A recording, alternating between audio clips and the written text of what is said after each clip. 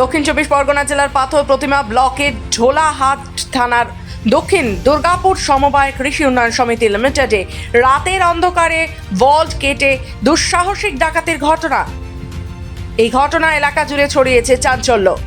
দক্ষিণ চব্বিশ পরগনা জেলার পাথর প্রতিমা ব্লকে 20টি সমবায় সমিতি রয়েছে, যার মধ্যে দিগম্বরপুর গ্রাম পঞ্চায়েতের ইন্দ্রা মোড়ে দক্ষিণ দুর্গাপুর সমবায় কৃষি উন্নয়ন সমিতি লিমিটেড অবস্থিত। সেখানে এলাকার মানুষ সমবায়ের সমস্ত সুযোগ সুবিধা ছাড়াও ব্যাংকিং পরিষেবা পেয়ে থাকে।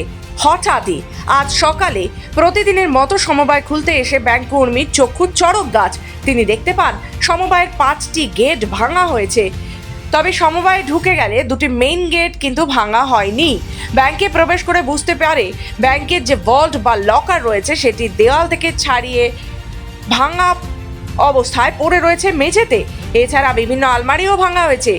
নিয়ে গিয়েছে সিসিটিভির হার্ড ডিস্ক সহ মেশিন। খবর পাওয়ার কিছুক্ষণের মধ্যেই ঢোলাহাট থানার পুলিশ ঘটনাস্থলে উপস্থিত হয়ে তদন্ত শুরু করে।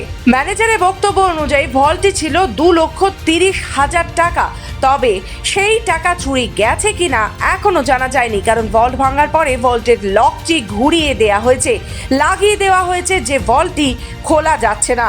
ভল্ট কেটে দেখার পরেই তবেই টাকা গিয়েছে কিনা তা সঠিকভাবে বলা যাবে। তবে এত ওজনের একটি ভল্ট কিভাবে দেয়াল থেকে প্রায় 5 ফুট দূরে নিয়ে এসে ভাঙা হলো সে বিষয়ে তদন্ত শুরু করেছে পুলিশ। গেটটা খুলে দেখেছি, ওই গেটটা খুলে দেখি বাইরে একটা চেয়ার পড়ে আছে।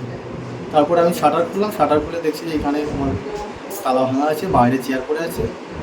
আমি গেটে না ঢুকে পরে ওই পারে গেটে দেখি পুরো একদম খড়। অফিসের ভিতরে কি দেখলেন এসে? আমি অফিসের ভিতরে খুলে দেখি যে আমার বড় ফর্সা ভেঙে পড়ে আছে, আলমারি থেকে সমস্ত কাগজপত্র বাইরে এলোমেলো পড়ে আছে।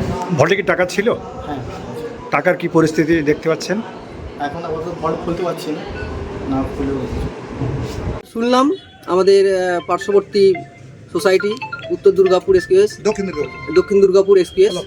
আমি বলবো এটাই যে 2018 সালে ব্যাংকিং রেগুলেটিং অ্যাক্ট মেনে মমতা ব্যানার্জির স্বপ্নের প্রকল্প ব্যাংকিং সার্ভিস পয়েন্ট হওয়ার পর গ্রাম বাংলার মানুষ এই সমবায়ের উপর একটা বিশ্বস্ত প্রতিষ্ঠান হিসাবে মনে করেন এবং তাদের উপার্জিত টাকা পয়সা তারা এখানে সুরক্ষিতভাবে জমা রাখে এবং সেই হিসাবে গ্রাম বাংলার মানুষরা এখানে টাকা পয়সার পরিমাণ যে পরিমাণে রাখে সেটা একটা দৃষ্টিগোচর হয়েছে সব মানুষের এবং মানুষ এর উপর ভরসা করা শুরু করে দিয়েছে।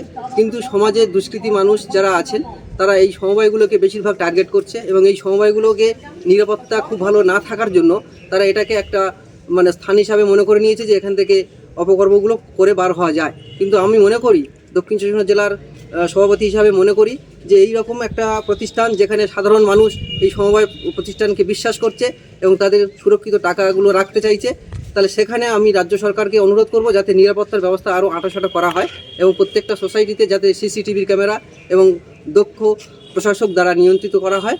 সেই ক্ষেত্রে আমি বলবো এলাকার যারা প্রশাসন আছেন তাদের কাছে তারা যেন একটা করে নিরাপত্তার জন্য সিভিক ভলেন্টিয়ার্স এগুলোকে প্রতিটা সমবায় সমিতিতে নিরাপত্তার জন্য রাখে।